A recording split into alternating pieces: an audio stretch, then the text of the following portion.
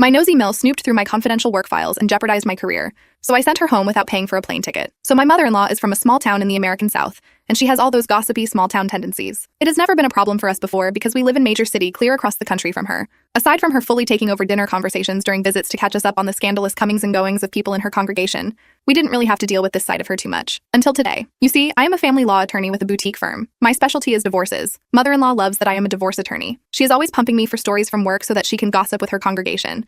And rarely I do throw her a bone. Never with specifics, all within my ethnical boundaries. For example, I'll tell her, my client has 5 kids but only wants custody of 3. I don't elaborate and just let her feign absolute shock over someone not loving their children equally. My mother-in-law recently came to town for my husband's birthday, and that's how this whole nightmare started. We flew her in because it was a nice thing to do, and up until today I was fond of her. She's staying with us, and she is always insistent on cleaning my home. She's never snooped before, so it doesn't bother me. But I do very firmly tell her that we have a housekeeper and to just enjoy her vacation. Today I worked from home as I often do when I have no meetings. I was in my home office slaving away on one of my more juicy cases, and I took a break to shower and get ready to take mother-in-law out to lunch. My husband was at work, so it was just us two. I figured we would grab some salads and do some window shopping. What could go wrong? Immediately after the iced teas were served, mother-in-law says, "So whatever happened to Mr. and Mrs. Smith's kids? Did she get custody or were they destroyed?" She then proceeds to mention odd specifics she could have never known. I literally snorted my tea when she said this. It went everywhere. I looked like the Bellagio fountain. Mother-in-law had the audacity to go through my case files, my confidential case files, and read the facts while I was in the shower.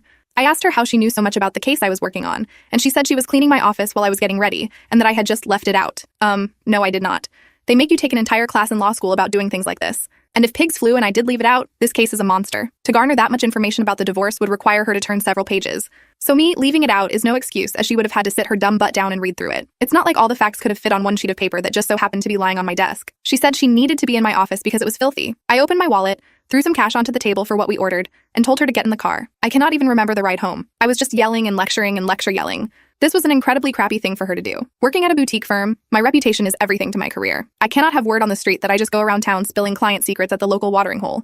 She can very well ruin my budding career by doing this. I think I threatened to sue her if she blabbed about this case. I definitely threatened to tell her son what an imbecile his mother is. I threatened to never have her in our home again. It doesn't matter because as soon as we got home, I told her to pack her things or I'll have her arrested for trespassing. And then I called her an Uber and listed the address on my app as the airport. I didn't even pay for her plane ticket.